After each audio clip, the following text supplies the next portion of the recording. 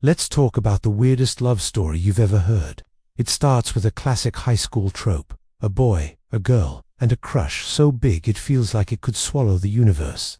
Our guy, let's call him Leo, was completely smitten with Maya. She was everything to him: the way she laughed, the way she tucked her hair behind her ear, the way she'd get this intense look of concentration in chemistry class. Leo was convinced she was his soulmate. The problem? Maya barely knew he existed. He was just another face in the crowded hallways, a ghost before he was even a ghost. One afternoon, fueled by a cocktail of teenage angst and questionable romantic advice from movies, Leo decided he had to make a grand gesture, something she couldn't ignore. He'd seen it in a film once, a dramatic declaration of love, a bold move that wins the girl's heart. So, he planned it all out. He would climb the old oak tree outside her bedroom window, serenade her with a poorly practiced song on his ukulele, and confess his undying love. It was supposed to be epic. It was supposed to be the beginning of their forever. But life isn't a movie. As Leo scrambled up the tree, heart pounding with a mix of fear and excitement, the branch he was holding onto snapped. There was no slow-motion fall, no dramatic music, just a sickening crack, a short, surprised yelp, and then silence. Leo's grand romantic gesture ended not with a kiss, but with a very sudden, very permanent stop. He died right there, in her front yard, the ukulele landing softly beside him. It was a tragedy, of course, but also darkly, absurdly funny, in a way only life and death can be. And that's when things got really strange. Leo didn't move on. He didn't see a white light, or get greeted by long-lost relatives. Instead, he just stayed. He found himself tethered to the one thing his mortal heart had been fixated on: Maya. He became a ghost, haunting the girl he loved.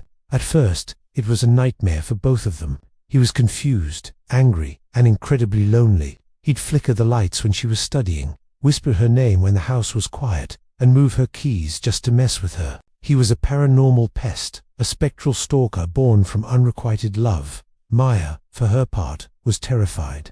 She felt a constant, chilling presence. Things would go missing. She'd hear noises, feel cold spots in the middle of summer. She thought she was losing her mind. She tried everything: smudging the house with sage, calling in so-called paranormal experts who found nothing, even trying to ignore it. But time has a funny way of changing things, even for the dead. As months turned into years, the dynamic shifted. Leo's frustration and anger slowly faded, replaced by a quiet, constant observation. He stopped trying to scare her, and started just watching her. He saw her cry over a bad grade, laugh with her friends until she couldn't breathe, and navigate the messy, beautiful chaos of growing up. He learned more about the real Maya than he ever could have known when he was alive. He saw her vulnerabilities, her strengths, her quirks. He wasn't in love with an idea anymore. He was in love with a person. Slowly, imperceptibly, Maya started to sense the change. The cold spots felt less menacing, more like a familiar, comforting presence. The strange occurrences became less like pranks and more like communication. A book she needed would fall off the shelf. When she was feeling sad, she'd feel a strange, gentle breeze, almost like a sigh. She started talking to him, tentatively at first, then with more confidence. She'd tell him about her day, her worries, her dreams. He couldn't answer in words, but he found ways to respond.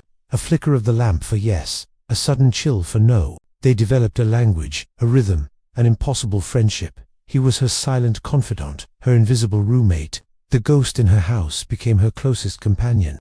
It was a strange, deeply intimate bond forged in the space between life and death. He was her secret, and she was his entire world. He celebrated her triumphs and felt her heartbreaks as if they were his own. When she finally got into her dream college, he managed to make the lights in the whole house flicker in a joyful, celebratory dance. She laughed and thanked him, her ghost. For a few beautiful, strange years, they coexisted in this unique harmony.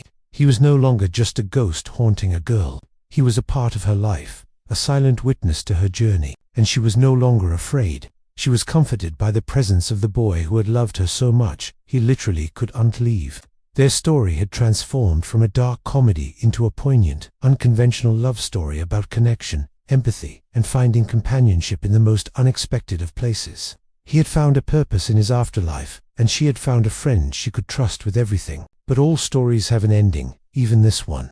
The day came when Maya packed up her life to move away for college. It was inevitable, a natural part of growing up. But for Leo, it was the end of his world all over again. He watched her pack her boxes, each item a memory of the life he'd witnessed. He was tethered to the house, to the place where his life had ended.